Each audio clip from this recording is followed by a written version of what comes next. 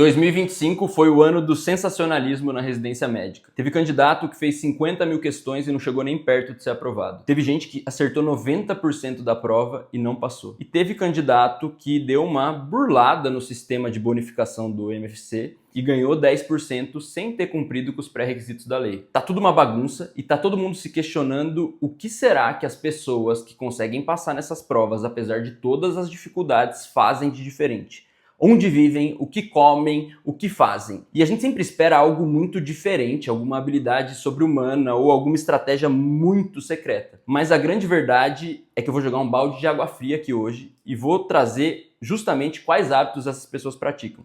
E eu sinto lhe dizer, mas nenhum deles é muito extraordinário e nenhum deles envolve uma habilidade meio que sobre-humana. A verdade é que eles praticam o básico bem feito com constância todo dia. E hoje eu vou explorar cada uma dessas habilidades e vou te mostrar como colocar elas em prática no seu dia a dia para conseguir sua aprovação em 2026. E se você não é médico nem estudante de medicina, mas está estudando para algum concurso, esse vídeo com certeza vai te ajudar, porque esses hábitos se aplicam a qualquer prova concorrida. Meu nome é Pedro, eu sou médico e cirurgião geral formado pela USP. E aqui no meu canal eu vou trazer vídeos sobre empreendedorismo, carreira médica, estudos e finanças. Se você quer aprender mais sobre algum desses temas, se inscreve no meu canal e ativa as notificações para não perder nenhum vídeo. E o primeiro dos hábitos talvez vá contra tudo que você escuta sobre sucesso na internet.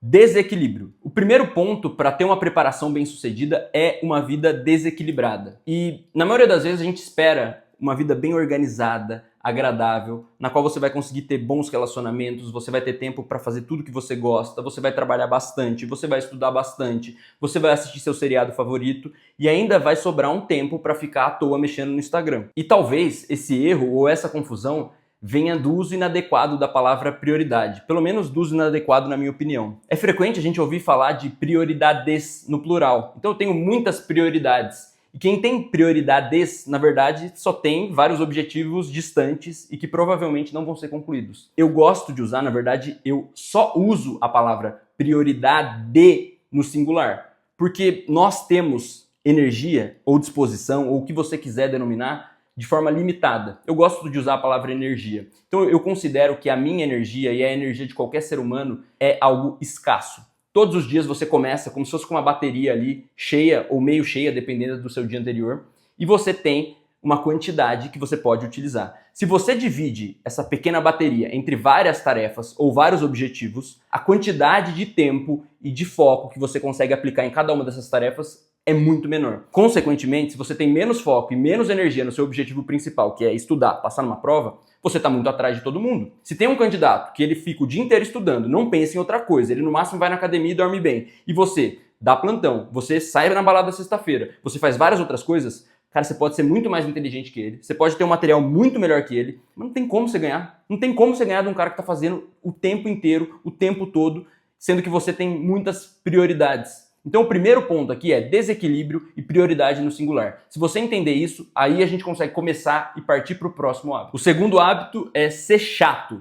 Apesar de eu ter escrito aqui na minha cola e no meu roteiro rigidez com horário, a grande verdade é que você precisa ser chato. Nós, como seres humanos, temos uma tendência a superestimar a nossa capacidade de fazer as coisas bem feitas. Mas a realidade é que o nosso cérebro é um grande sabotador. Ele só quer economizar energia, ficar deitado, quentinho, comendo coisa gostosa. E ele vai te convencer de que deixar as coisas difíceis para depois, ou para outro dia, ou de uma forma mais flexível, é uma boa ideia. E se você não for chato e rígido com o horário de fazer cada uma das tarefas, a chance de você cumprir tudo o que você se propôs a fazer em um dia livre é quase zero. Você vai começar vendo sua série, depois um tempinho vendo o Instagram, aí você vai fazer um esporte que você gosta, e quando você percebe, já é meio tarde demais. 4 da tarde você começa a estudar e não fez nem metade do que você tinha que fazer. E aqui, eu gosto de pegar essa ideia de rigidez com horário ou ser chato, até para puxar um gancho para o próximo hábito que eu vou falar, que é fazer primeiro o que é mais difícil. Se você começa fazendo as coisas legais, primeiro que, já fica chato, né? Você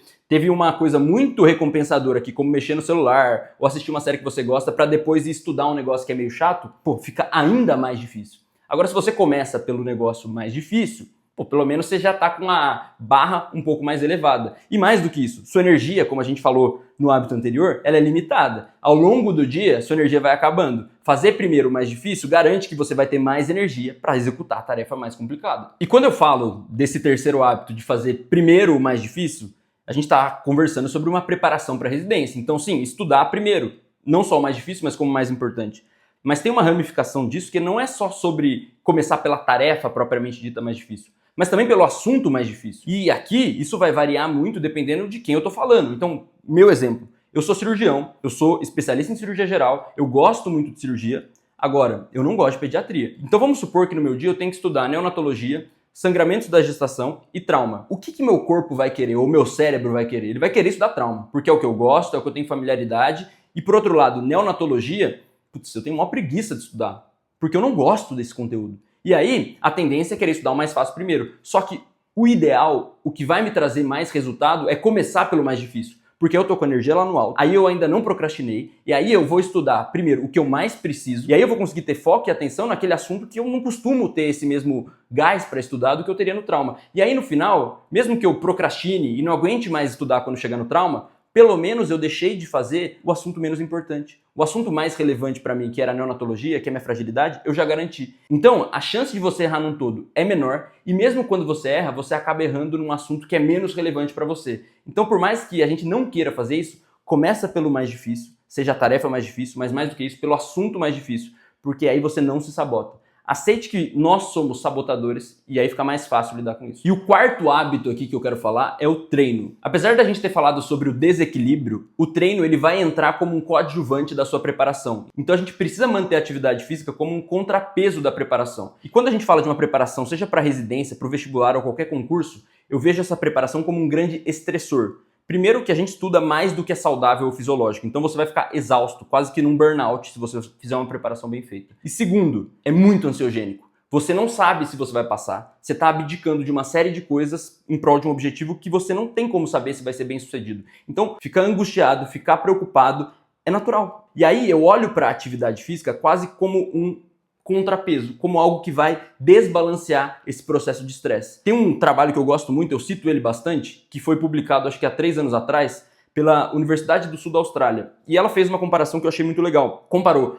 uso de antidepressivo com atividade física para o tratamento de depressão e ansiedade. E o que esse estudo encontrou foi muito legal. Ele comparou diversos grupos, alguns que não fizeram atividade física, outros que fizeram uma quantidade moderada e depois uma quantidade mais alta de atividade física. E o grupo que fez 150 minutos por semana de treino aeróbico obteve um resultado superior ao uso de antidepressivo para ansiedade e depressão. Ou seja, em resumo, quem praticou 150 minutos por semana de atividade aeróbica teve um resultado melhor para tratar a depressão e ansiedade do que quem tomava remédio.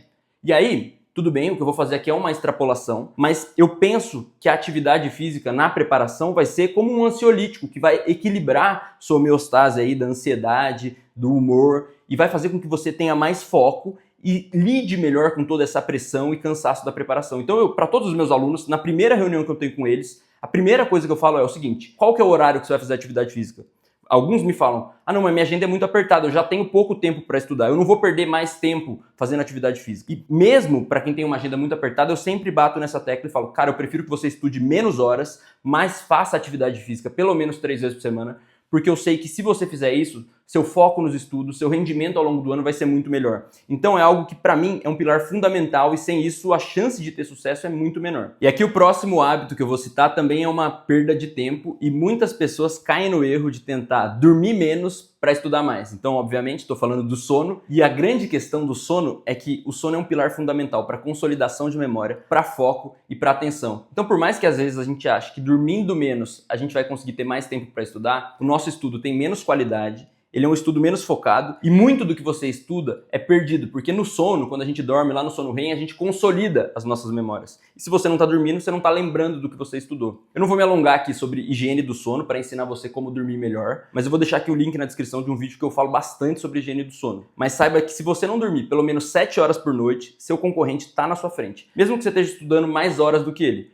Até porque estudo é sobre quantidade, mas também é sobre qualidade. Não adianta nada estudar muito se esse estudo é porco. E o último, mas com certeza para mim o mais importante dos hábitos é o que eu gosto de chamar de sangue no olho. Eu nem sei se isso é um hábito propriamente dito, mas é de fato uma obsessão pela conquista. A maioria das pessoas que eu converso que passaram em provas realmente difíceis, elas sempre me relatam algo como que elas conseguem sentir a conquista antes de chegar lá de fato. Então, às vezes a pessoa quer passar em cirurgia na USP, ela já se imagina nos corredores do hospital, ela tem quase que certeza do processo, ela tem quase que certeza que ela vai chegar lá, e isso gera uma certa obsessão por um lado, mas também uma energia meio que sobre-humana para a pessoa conseguir ficar ali focada, obstinada, estudando por mais tempo que a maioria das pessoas. E aí, às vezes ela nem é a mais talentosa, nem é a mais inteligente, só que ela tá tão focada, tão obstinada naquele processo, que ela vence de todo mundo.